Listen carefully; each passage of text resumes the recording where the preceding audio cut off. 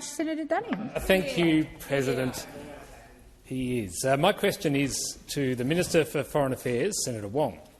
Under Section 9 of the Australian Passports Act, emergency or single-issue travel documents can only be issued in circumstances specified by ministerial determination or on a minister's own initiative.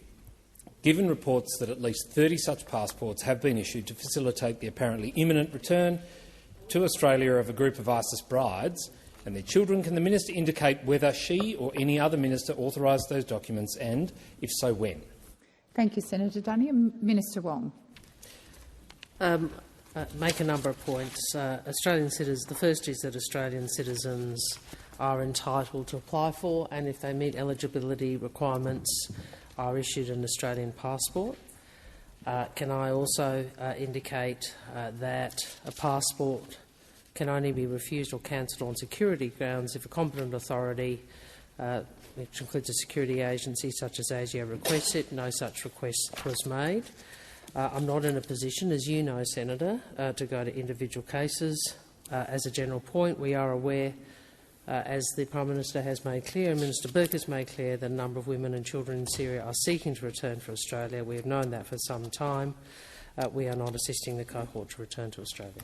Thank you, Minister. Senator Duniam's first supplementary. Thanks, President. Minister, if you didn't authorise the issuing of these passports, who did and when? What role did you have as Minister in ensuring passports or travel documents aren't issued to people that should not have them, or was there no role whatsoever?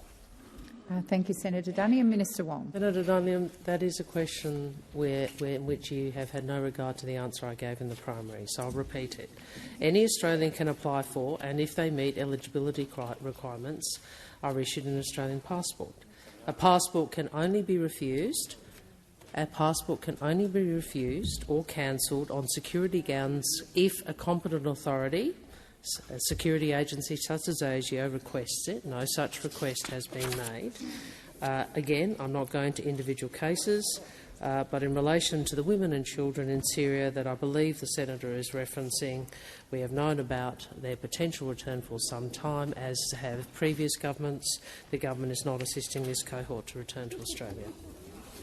Thank you, Minister. Senator Duniam, second supplementary. Thanks, President. Especially given that Minister Burke told ABC Insider's program on the 22nd of February that the government was, quote, actively making sure we're doing nothing, end quote, can you indicate whether the government has taken any specific practical steps at all to prevent these so-called ISIS brides and their children from re-entering Australia? Thank you, Senator Duniam. Minister Wong. Senator, the coalition in government amended laws in relation to this area.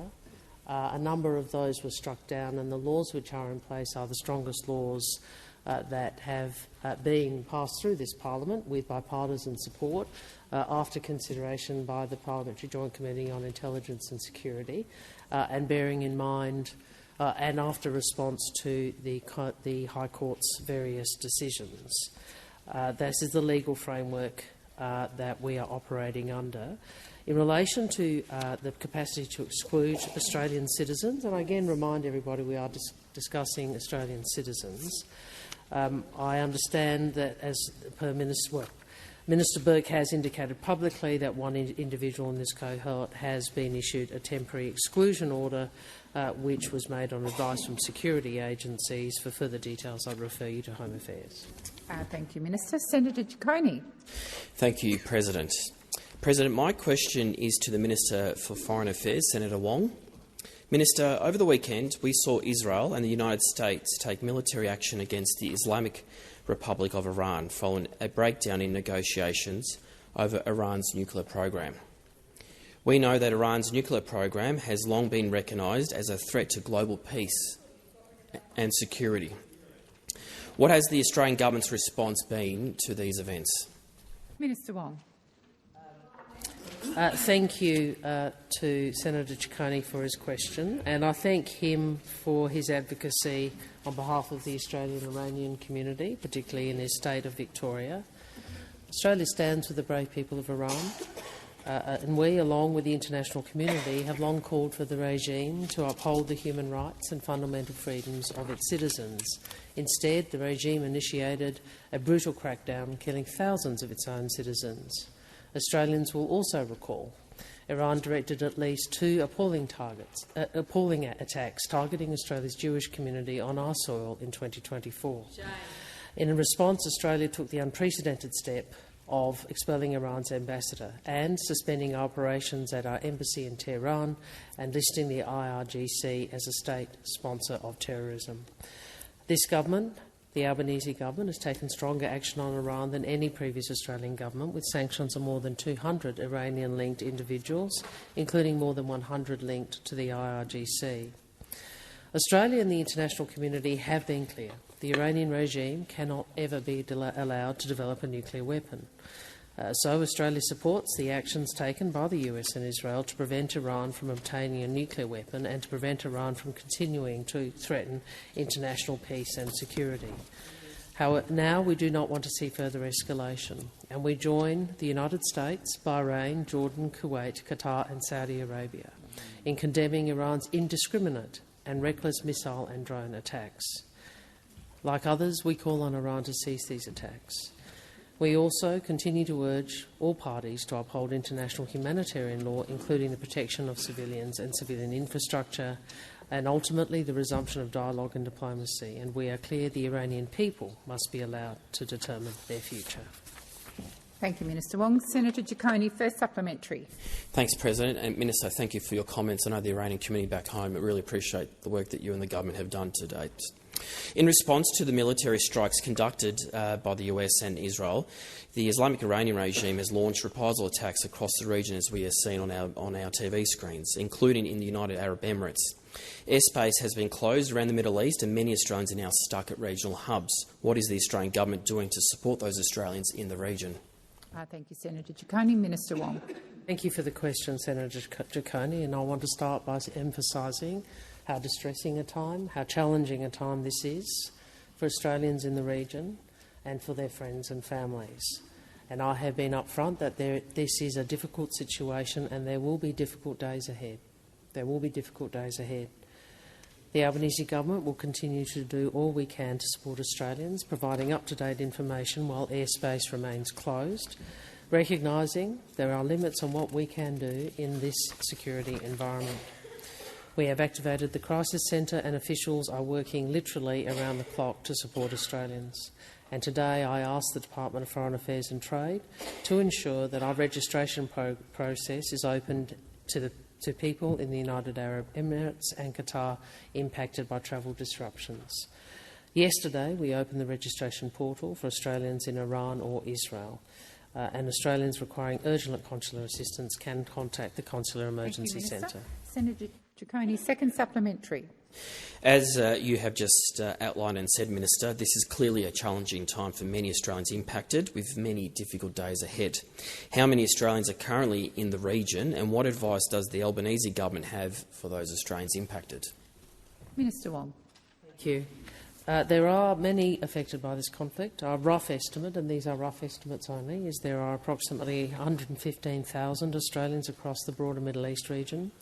When flights are operating, around 11,000 people take Emirates, Qatar or Etihad in and out of Australia every day. Every day. So it gives you some sense of the scale of the disruption given the attack on these travel hubs. So this will be a very challenging time for Australians and their families, particularly those who are in the region or those with travel plans. Our priority is the safety and security of Australians. We urge people to register on DFAT's registration portal for Australians, permanent residents and immediate families, members in Israel, Iran, the UAE and Qatar. I'll continue to engage with regional counterparts, and those requiring urgent consular assistance can phone 612 6261 3305 from outside Australia. Thank you, Minister. Senator Cash. Thank you, President. My question is to the Minister representing the Prime Minister, Senator Wong.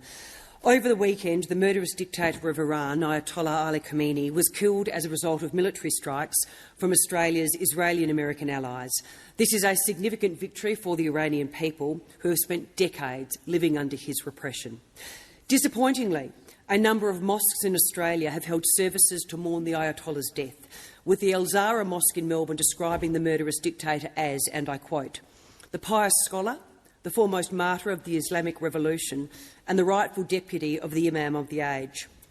Does the Prime Minister believe that holding services to commemorate the so-called martyrdom of the murderous Ayatollah is good for social cohesion in Australia? Thank you, Senator Cash. Minister Wong. As I have said and the Prime Minister has said, we do not mourn the passing of Ayatollah Khamenei. He has led a regime which is not only responsible for the sponsoring of terrorism and the sponsoring of the backing of proxies which have engaged in horrific attacks in the region, but a regime that also organised attacks on Australian soil against Jewish Australians.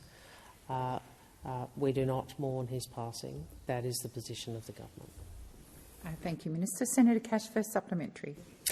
In relation to the comments from the Al-Zahra Mosque that the pious scholar, the foremost martyr of the Islamic Revolution and the rightful deputy of the Imam of the age has been killed, will the Prime Minister raise concerns with the religious groups who have held services to commemorate the death of the murderous Ayatollah? Thank you, Senator Cash. Minister Wong. Well, in this place, this government always seeks to strengthen, not diminish social cohesion. I wish the same could be said of other members of parliament and senators. Thank you, Minister. Senator Cash, second supplementary. Well, New South Wales Labor Premier Chris Minns has today shown leadership and said about the services mourning the Ayatollah, "I think it's atrocious. I mean, by any objective measure, the Ayatollah was evil, and I don't think we should be mincing words about this." Will the Prime Minister show the same leadership as New South Wales Premier Chris Minns and unequivocally condemn the services mourning the Ayatollah as a martyr? Thank you, Senator Cash. Minister Wong. I've already said we do not mourn the Ayatollah. That is the position of the government. Thank you, Minister. Senator Waters. President, my question is to the Minister for Foreign Affairs, Minister Wong. As many of us feared, we've already seen the Iranian people further suffer under the illegal strikes by the US and Israel. Will the government clearly condemn the Israeli bombing of a primary school in Iran that has killed over 100 children? Minister Wong. Senator, we mourn the loss of civilian life wherever it may be. And you heard in my opening question our view about this conflict and our view that we continue to call for international humanitarian law, which goes to the protection of civilians, to be observed. Now, I know that the Greens political Order. I know that the Greens political party get very there's a lot of selective outrage. You're outraged when we do say something or when we don't say something. Or you say it's not worth the words, the words aren't worth it, then you get outraged that we haven't said certain words. But our position is a principled position, and our position is a consistent position, and we do always back the observance of international humanitarian law, which I think goes to your question. I am going to remind senators, before I call Senator Waters again, that we've had 15 minutes of question time. There's been very difficult questions asked and answered, and they have been heard in silence. And you will continue to listen in silence. And if you can't do that, I'm asking you to leave the chamber. This is time for respect and silence. Senator Waters, first supplementary. Answers. The United Nations Secretary-General Antonio Guterres condemned the US and Israeli bombing of Iran, stating that it was against international law and will undermine international peace and security. Will your government acknowledge that the bombings were illegal, or will you continue to support Trump and Netanyahu in their illegal war of aggression? Thank you, Senator Waters. Minister Wong. Look, I understand not everyone agrees with the government's position. That is people's rights. But I think it is... Order. I would remind the Greens political party who assert that they care about human rights, that it might be good to recognise the oppression of the Iranian people for 40 years. You know, I know that you have a narrative about this, but this did not start with these strikes. Minister Wong, please resume your seat. I'm waiting, Senator Whish-Wilson. I've just called the Senate to order and you've completely ignored me. Senator Waters. Point of order, President. The question is, will you condemn this war as illegal or continue to support it? Thank you, Senator Waters. The minister is being relevant to your question. Minister Wong. Waters seeks for Senator Waters and Senator Cash are really play by the same playbook, but from either end of the political spectrum. Both of them want a simple black and white. No, we are adults. We are adults. Really? Yes, that's right. So you want a black and white proposition so that you can. Order across the chamber. Order. I have witnessed some very poor behaviour in the Senate today. It is not going to be allowed at question time. As I said earlier, if you can't sit and listen in silence, regardless of your view, please leave the Senate or take an opportunity at some other time to make a contribution, not during question time. Minister Wong, I think you have concluded, and Senator Waters, I think you've got one supplementary left. Okay, thanks. The government has refused to say if Australian bases or resources were used in the Israeli-US attacks on hospitals and schools. Will the government at the very least rule out any such usage, Australia's tacit participation in the Trump and Netanyahu's illegal war going forwards? Thank you, Senator Waters. Minister Wong. Senator, again, I'd refer you to what I have said and the Prime Minister has said, is that we did not participate in these strikes, and I've made public comments about not having any intention to participate in such strikes, which does obviously put us in a different position to some of the countries engaged at the moment. I would just also remind you that at the moment we have countries who were not part of the conflict. I know you want to focus on two countries, but countries in the region who are not part of the conflict who are being attacked by Iran. And I think the whole chamber, oh, it's okay, is it because it's a base? What an extraordinary admission for the Greens. These are bases where, oh wow. Order. Well, that just says everything you want to know about the Australian Greens. Thank you, Minister. Senator Whittaker. Thank you, President. My question is to the Minister representing the Minister for Health and Ageing, Senator McAllister. Strengthening public health care to deliver a real cost of living relief is a key priority for the Albanese Labor government. How is the government delivering on our promise to strengthen Medicare and improve access to bulk billing so that more Australians can access the care they need? Thank you, Senator Whittaker. Minister McAllister. Thank you, President, and thank you, Senator Whittaker, for your advocacy for your own state and for public health. So thanks to the Albanese Labor government's historic investment in Medicare, the number of bulk billing practices in this country gets bigger every week.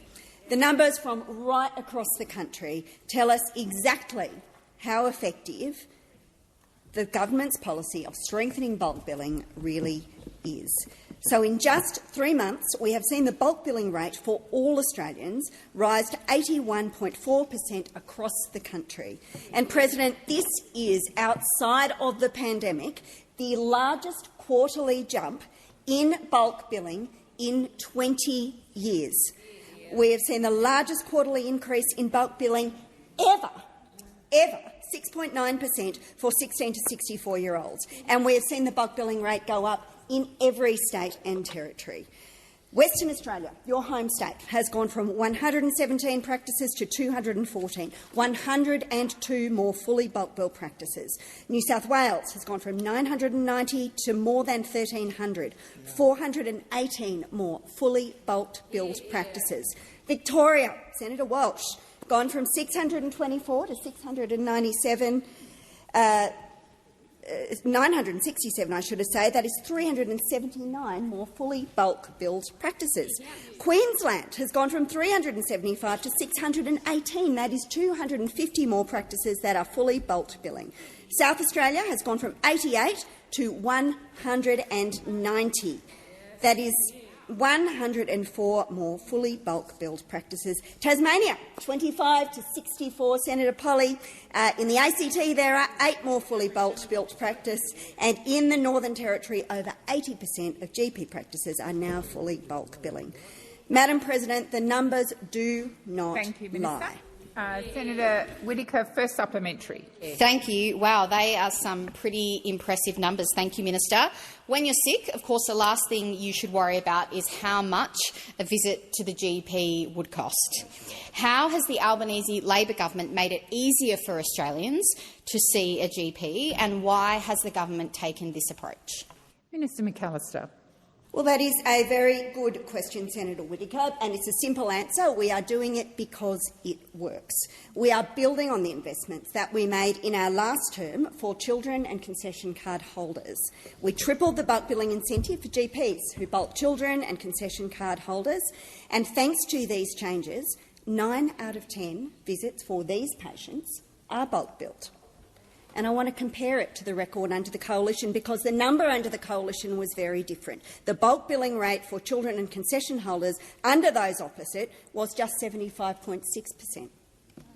Their 6-year freeze of the Medicare rebate ripped billions out of Medicare, and the AMA estimated that the Coalition would have taken $8.3 billion out of Medicare by 27-28. We were never going to stand by and allow the Coalition to demolish Medicare by neglect, and that is why we are enshrining access to universal health care for all Australians. Senator Whittaker, second supplementary. Well, Minister, I think the Australian people agree with you, because last year they voted for a government that would stand up for the principle of universal health care. How is the Albanese government delivering to ensure no matter where you live, Australians have access to health care, and what are the risks that that investment faces? Thank you, Senator Whittaker. Minister McAllister. Thank you, President. Well, the Albanese government's investments in bulk billing are not just reflected in the raw numbers of new fully bulk billed practices. 96% of Australians are now within a 20-minute drive of a registered Medicare bulk billing practice. We, on this side, are for universal health care. Well, what about the record of those opposite? When they were in government, they cut hundreds of millions of dollars from health in the 2014 budget, nearly $500 million, and Senator Ruston said at the time, everybody would like to think that we could go on in life with universal health care, with universal education, and with all these wonderful things that over the last 20 years Australians have come to accept as a given. Unfortunately, the credit card is maxed out. That was their message. Public health was not a priority for government, and our message is a very different message. Our message is that you deserve access to health care no matter how much you make or where you live. Thank you, Minister. Senator Shoebridge. Thanks very much, President. My question is to the Minister for Foreign Affairs, Minister Wong. Minister, we know that Pine Gap is a critical part of US global war-making, including its attacks on Iranian schools and hospitals in the last 48 hours. So why won't your government clearly prohibit intelligence gathered at Pine Gap by the US military from being used in the bombing of Iran? And why won't you be honest with the Australian people about the reality of this? Thank you, Senator Shoebridge. Minister Wong. Well, I'm very happy to be honest with the Australian people about the reality, which is what I always seek to do. And I would make this point. I'm asked about facilities and so forth. I have made clear that I've been asked about that publicly, and I've responded, and I refer you to that answer.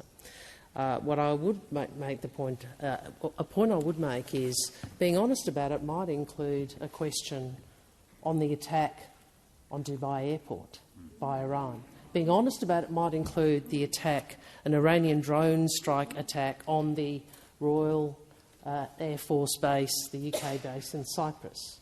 Now, given your interjection before, sir, you might say that's okay because it's a base. Well, these are not countries who are— Minister Wong, please resume your seat. Senator Shoebridge. Two things. Firstly, what the minister said is false. Point of order. I have a point of order. I have a point of order, yes, if you'll hear it. When you, Senator Shoebridge, resume your seat.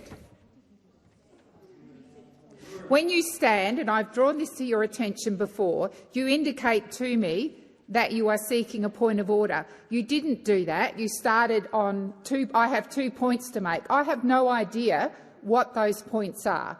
So I remind you once again, Senator Shoebridge, when you stand, indicate that you are seeking a point of order. Now, you've made it clear to me now that you are seeking a point of order, so please put your point of order.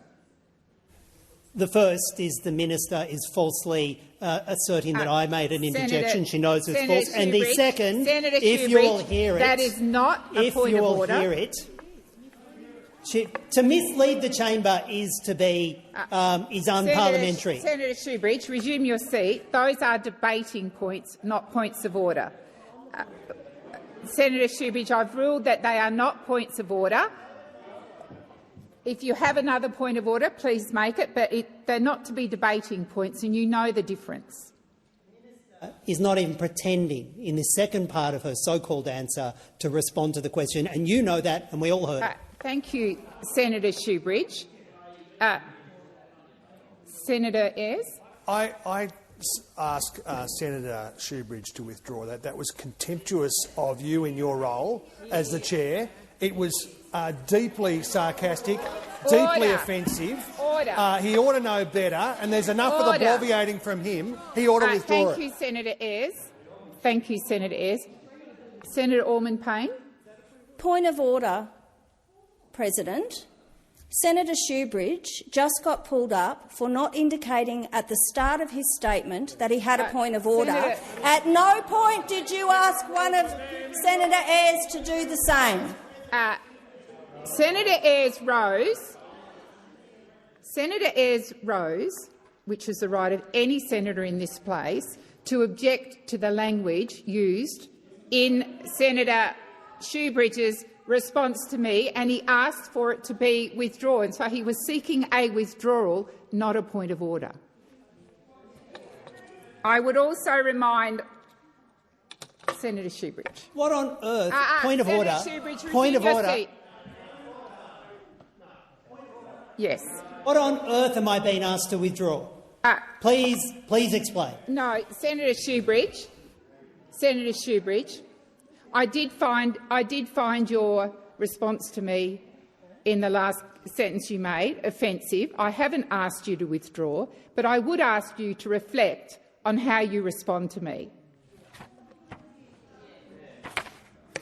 I've ruled your point of order, your points of order out of line, or not within. They're not points of order. I'll ask Minister Wong to continue her response.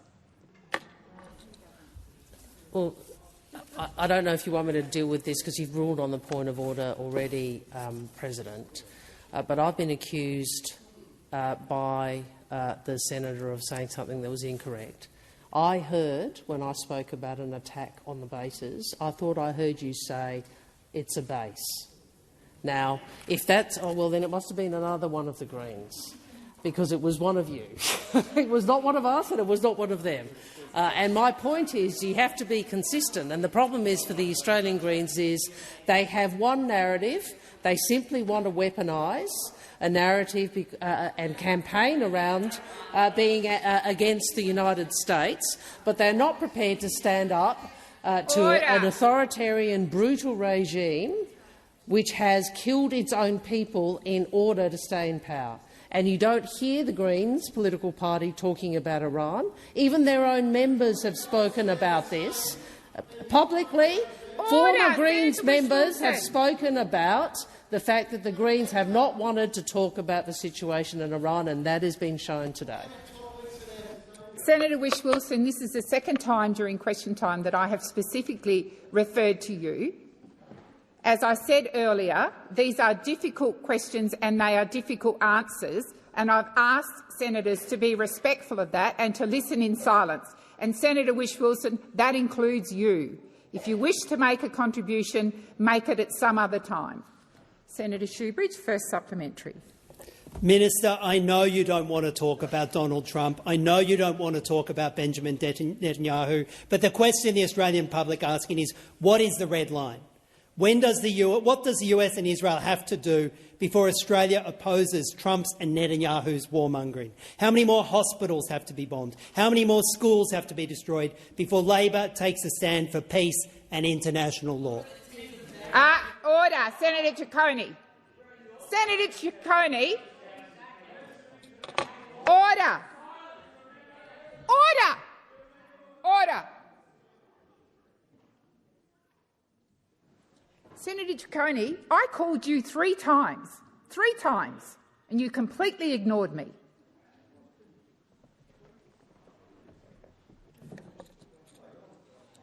Minister. Senator, I think you have seen, certainly in relation to Prime Minister Netanyahu, that we have been very prepared to say things with which he does not agree when we thought that was necessary. That's the first point. The second point I would make is this. The Greens political party seems to rub out what this regime has engaged in for 40 years. 40 years.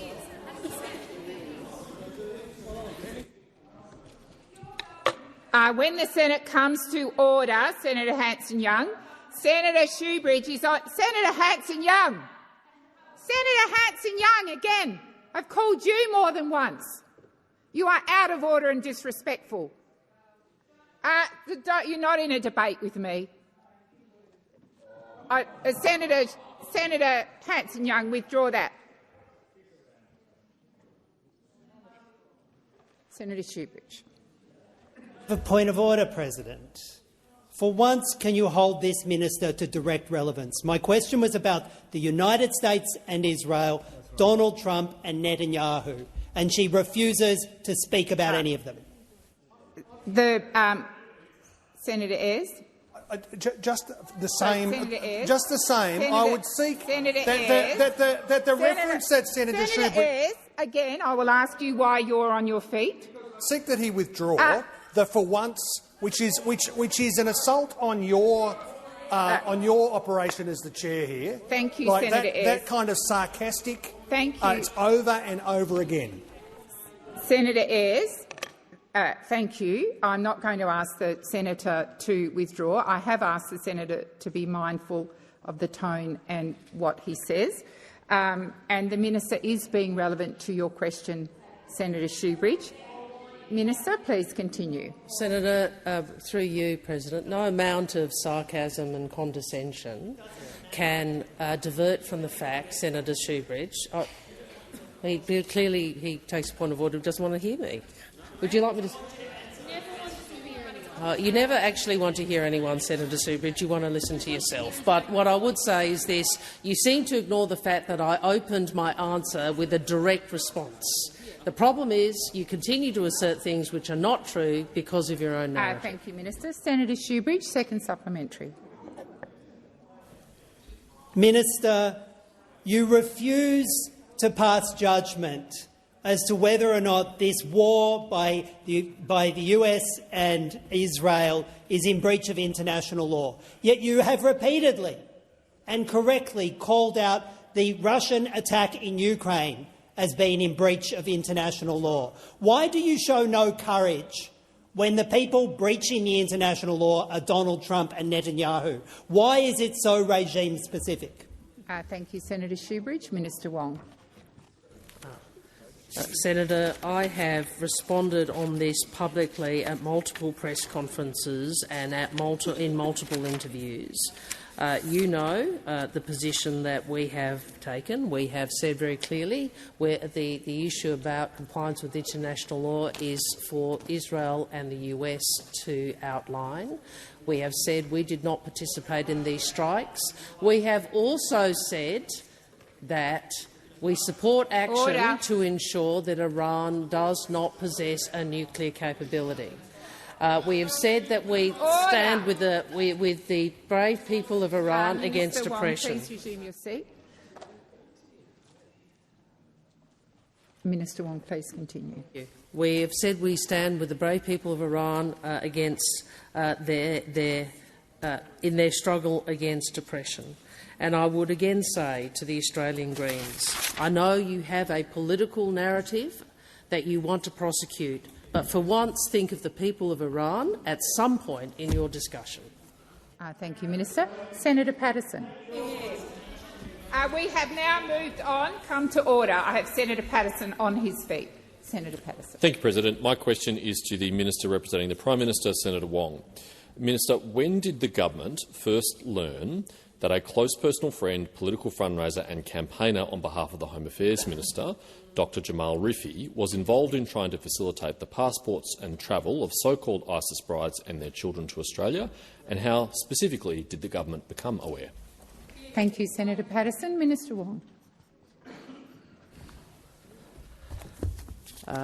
First, in relation to the gentleman concerned, I think Minister Burke has been clear publicly that he has no knowledge of Mr Rifi's actions and whereabouts other than what he has read in the media. Mr Rifi himself has said he has not spoken to Mr Burke about this issue since June of last year. I've got nothing to add to Minister Burke's answers. Thank you, Minister. Senator Patterson, first supplementary. Thank you, President. In light of media reports that male relatives recently handed passports to a group of 34 so-called ISIS brides and their children in a Syrian camp, that Dr Rifi self-described himself as the, quote, delivery boy for these passports, and that the passports were originally given to representatives of a law firm, were all the individuals who handed another person's passport in this case authorised to do so under the Australian Passports Act 2005, especially Section 37? Thank you, Senator Patterson. Minister Wong. Senator, what individuals do is really a matter for them. I can only speak to actions of the Australian government and Australian officials, and I have responded to you to questions on this issue on multiple occasions. Australians who apply for passports are entitled to receive those passports unless they are not eligible in the terms that I've outlined earlier. Thank you, Minister. Senator Patterson, second supplementary. During the 2025 election campaign, Dr Rifi wrote an open letter in a newspaper saying that re-electing Tony Burke was, quote, the only hope for voters in Watson that further ISIS brides and children would return to Australia. What assurances were given to Dr Rifi which allowed him to make this commitment on behalf of Minister Burke? Thank you, Senator Patterson. Minister Wong. Well, I think, A, I'm not aware of assurances. B, if you're asking about the discussions or in relation to that letter, that's a matter for Minister Burke. Senator Whitten. My question is to the Minister representing the Minister for Housing, Minister Ayres. Does Labor accept that immigration levels have a significant impact on house prices and rental costs? Thank you, Senator Whitten. Minister Ayres. Well, Senator, you might pay some attention to what's actually going on in the economy in terms of immigration and in terms of housing. The truth is that net overseas migration has declined more than 40% from the post-COVID peak in 2022-2023. That's what this government has delivered, not by inflammatory, careless, reckless, deliberately offensive rhetoric in here, but by the hard work of making sure that Australia's immigration settings and the way the government delivers that meets Australia's national interest.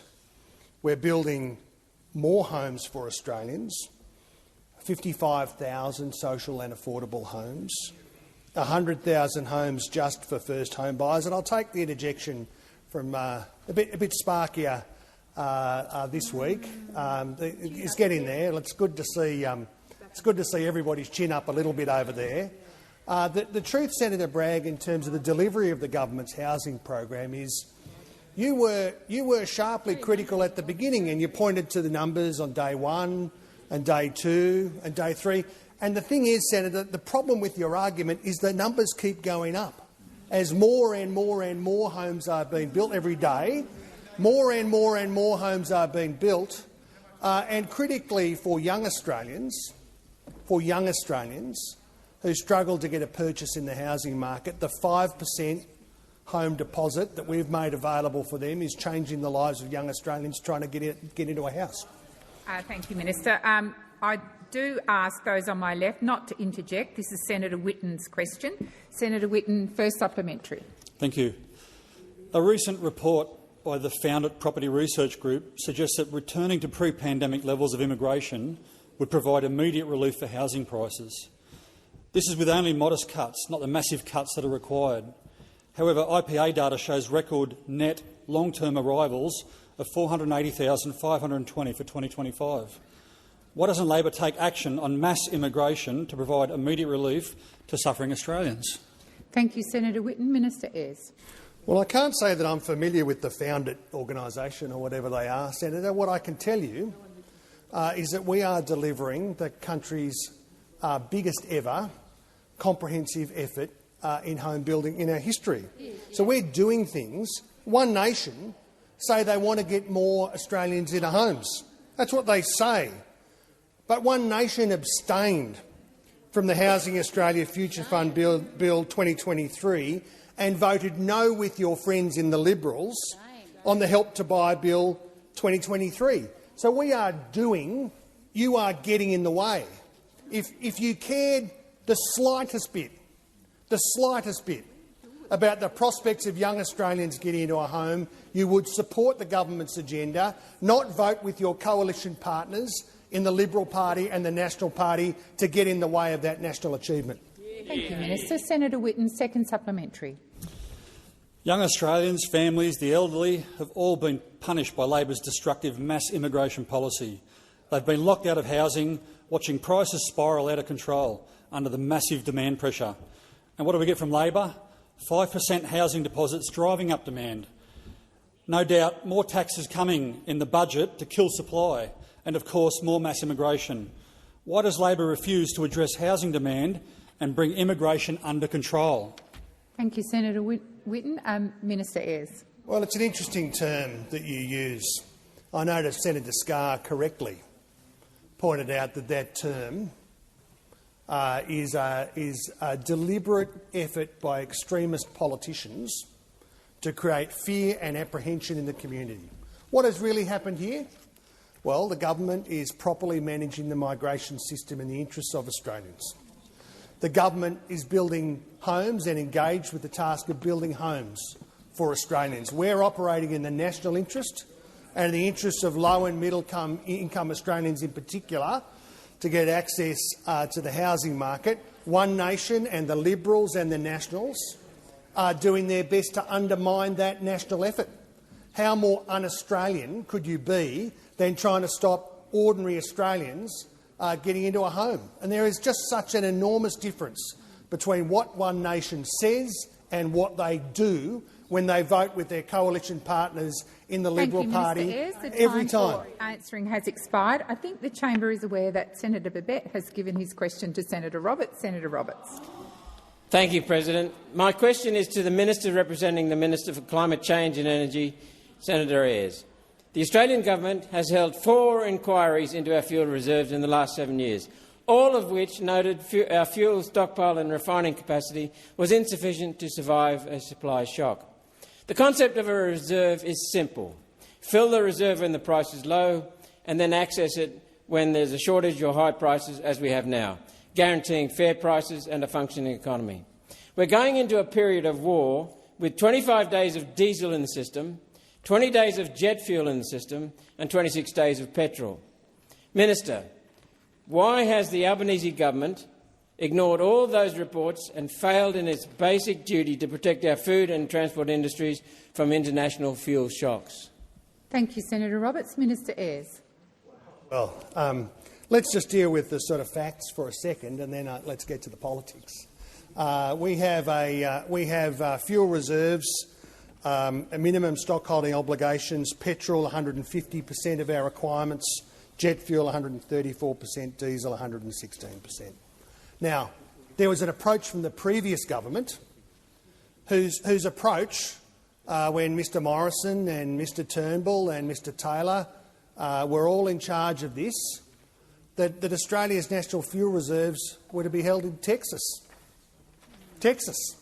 Well, I can tell you that Australia's fuel reserves are held here and in transport infrastructure and storage infrastructure around the country. When Mr Taylor was in charge of our energy strategy, I think he was described by a former Liberal Prime Minister as Australia's best qualified idiot. What did the village of Nimidable do to deserve Mr Taylor, the Nimidable's inimitable hereditary peer, the country's sole remaining bunyip aristocrat, who's so lazy in his administration of the energy portfolio that he put our national stocks, as he hoped, in Texas. Minister Ayres. Thank you. I'm waiting for order on my right. Senator Henderson. Thanks very much, Madam President. Point of order.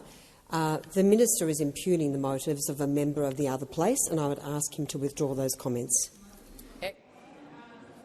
I was listening carefully, Senator Henderson, and he's not quite there yet, but I was going to remind him to be very mindful of his comments, and given that you've raised the point of order, I'll do that now. So, Minister Ayres, please be mindful of your comments. Thank you, President. It does strike me that in this time of conflict, when there is pressure on fuel security and supply chains around the world, that never before has it been more important that this government continue with the effort of securing our electricity system, extending, in particular, electric vehicles, one very important fuel security measure just by itself. Thank you, Minister. The time for responding has expired. Senator Roberts, first supplementary. Thank you, President. Australia consumes 5,400 megalitres of oil products a day, and we have the capacity to refine only 1,300 megalitres. Australia is exposed and unable to supply its transport needs. Once we run out of diesel, the trucks stop, food stops being delivered, that social cohesion you often drone on about so much will break down. Minister, will you take responsibility for fuel price inflation and potential fuel rationing owing to your government's failure to run a proper fuel reserve? And don't give us uni-party excuses. Thank you, Senator Roberts. Minister Ayres. Well, I don't want to drone on, Senator, but I will just point out that when the new leader of the opposition was the Minister for Energy, 4 out of Australia's 6 petroleum refineries closed under the last government. So don't pretend to be concerned about fuel security and vote with these characters. Like that is exactly the opposite of what should happen here. 4 out of 6 of our petroleum refinery facilities closed under Mr Taylor's maladministration, and Mr Turnbull and Mr Morrison and Mr Abbott made it a complete mess of our energy policy settings. We are now holding more stocks of aviation fuel, petrol and diesel on land and in ports here in Australia than at any time in the last 15 years. Thank you, Minister. The time for answering has expired. Senator Roberts, second supplementary. Overnight, Iran attacked 3 oil tankers. Media are reporting tanker traffic has all but halted, with 150 to 200 oil and LNG tankers dropping anchor outside the Strait of Hormuz. Brisbane fuel prices are $2.13 a litre in name brand outlets. Minister, will your government now commit to a 90-day fuel reserve, a new fuel refinery, at least one gas-to-liquid plant and a domestic gas reservation for conversion to liquid fuels? And no more uni-party excuses on behalf of your mates. Thank you, Senator Roberts. Minister. Well, thank you. As I indicated, I can tell you what we are doing.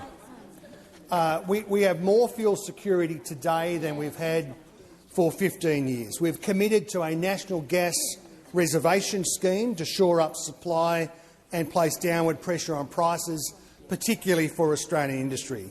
We've published the Future Gas Strategy, introduced a mandatory gas code of conduct, strengthened and extended the Australian domestic gas security mechanism and renewed it when the opposition failed to.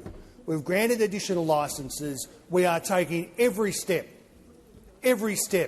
that could reasonably be taken. And I do point out, Senator, that it's a little bit odd to pretend to care about fuel security and then campaign against electric vehicles as a sort of singular obsession. Well, it's an odd thing to do. It's an odd thing to do. Australian energy from Australian resources going straight into Australian cars. What could be more Australian than that? Has expired. Senator Mackenzie. My question is to the Minister representing the Prime Minister, Senator Wong. It's been widely reported that an ISIS bride cohort of 34 people is currently seeking to travel to Australia. How many adults and how many children constitute this group? How many of the children are over the age of 14 and therefore can potentially be subjected to a temporary exclusion order? And how many Australian passports in total have been issued to them? Thank you, Senator Mackenzie. Minister Wong. Thank you. It's not only been widely reported, Senator. You might recall, in fact, that an NGO took the government to court seeking that we repatriate that cohort, and the government opposed that High Court application or the court application, and we were successful in that opposition.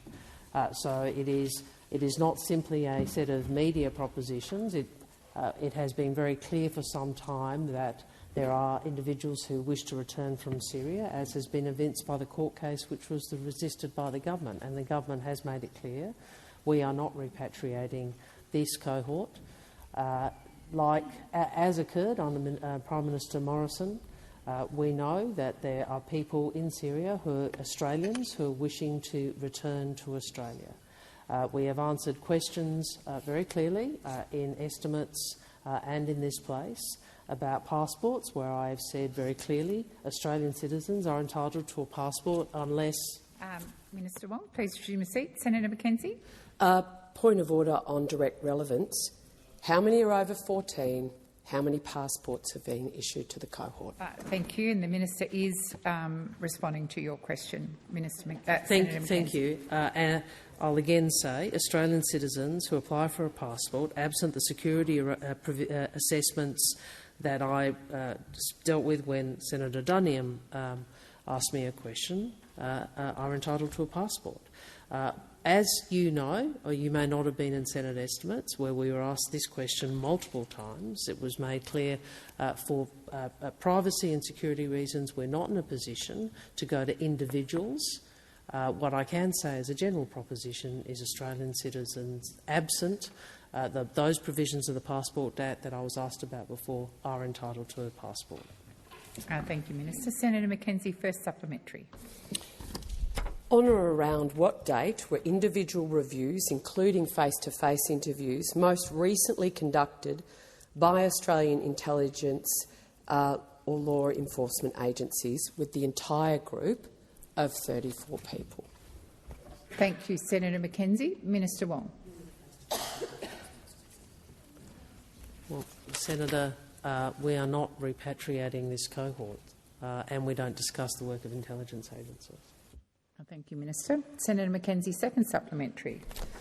Prior to granting their passports, what specific questioning was undertaken, by whom and when, to determine whether these individuals still support an Islamic caliphate and Islamic State atrocities such as massacres, sexual slavery, rape, human trafficking, forced conversions, child abductions, beheadings, stonings and torture?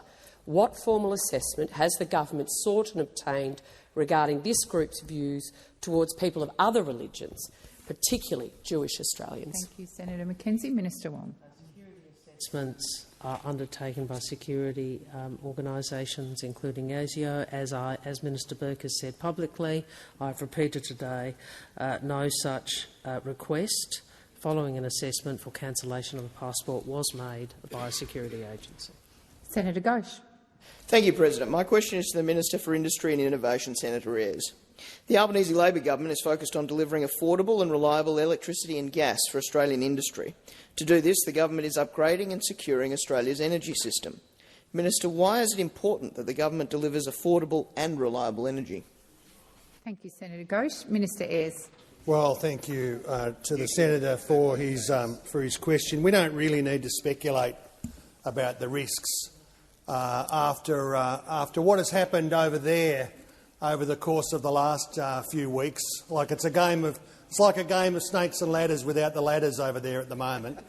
After we've seen all that, the person most responsible, done more to damage Australia's energy security and electricity system, is the man who is described by our former Liberal Prime Minister as Australia's best qualified idiot. That's what he said, Australia's best qualified idiot.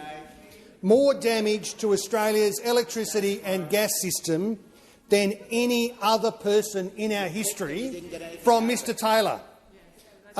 This man now wants to be the Prime Minister. Minister Ayres, please resume your seat. Senator Patterson.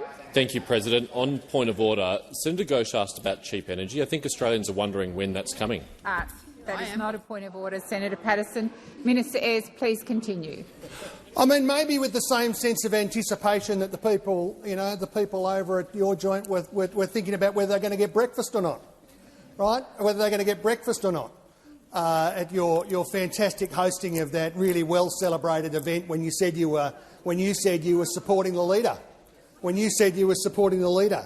Well, this is the same Mr Taylor who, when 24 out of 28 Australian coal-fired power stations announced their closure, he did precisely nothing. Precisely nothing. Fantastic. Great move. Well done, Angus. Who changed the law just ahead of the 2022 election to hide electricity price hikes from ordinary Australians. Fantastic. Great move. Well done, Angus. Who promised to spend $1 billion to deliver an extra 3 Minister, the time for responding has expired. I remind you to refer to those in the other place by their correct title and to remind you to answer the question as given to you by Senator Ghosh. And Senator Ghosh, first supplementary. Thank you, President. The Albanese Labor government's plan for industrial energy is focused on building new generation, storage and implementing the recommendations from the gas market review, including a gas reservation. Why has the government chosen this approach, and what are alternative views in the community about industrial energy policy? Thank you, Senator Ghosh. Minister Ayres. Well, unlike the rabble over there, we are focused squarely on the national interest on these questions, delivering cheaper electricity, delivering more generation, delivering more transmission against the backdrop of what occurred the last moment. I'll take the interjection on Tomago very happily, because the solution there is not Mr Taylor's solution. Mr Taylor's solution was to go to industry when he was a consultant and tell industry to go to China. That's what Mr Taylor said in his presentation when he was a consultant. What he told industry to do, what he told the aluminium sector to do, was to go to China. That was his words, go to China. And the Albanese government is working with the aluminium sector, fighting day after day, working with the New South Wales government to deliver new electricity generation and new transmission, because what you left them with was a death sentence for those jobs. Thank you, Minister. Senator Ghosh, second supplementary.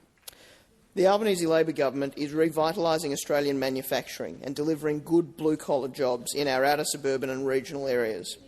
How is the government delivering on this goal, and what parts of the community will benefit from a stronger Australian manufacturing sector? Thank you, Senator Ghosh. Minister Ayres. Well, this is a government, Senator Ghosh, thank you for that question. This is a government with the biggest pro-manufacturing industry package of any Australian government in our history. Voted against all of the time by those opposite who clearly demonstrate their lack of capacity to understand the challenges that are being faced by Australian industry. Mr Taylor did more damage to Australian industry than any energy minister in our history. And I see Mr Hastie now wandering around. I mean, he occasionally does turn to for work. I know Mr Dutton had his views about his work ethic. But standing out the front of facilities that have closed, oh, poor Sarah. Senator Henderson. Madam President, point of order. Once again, the minister has impugned the motives of a member in the other place. And I would ask that that comment be withdrawn. Thank you. Senator Henderson, I did not hear the comment, but I know that if Senator Ayres did say something inappropriate, he would withdraw. I'd happily withdraw. I mean, what we could do is we could clear all this up. Release the review. Release the review. I mean, you're all about freedom of information over there. Release the review. Tell Australians what really went wrong. What really went wrong with the worst Liberal economic team in our history. Senator Hume and Mr Taylor trashed the Liberal Party's economic record. Minister Wong.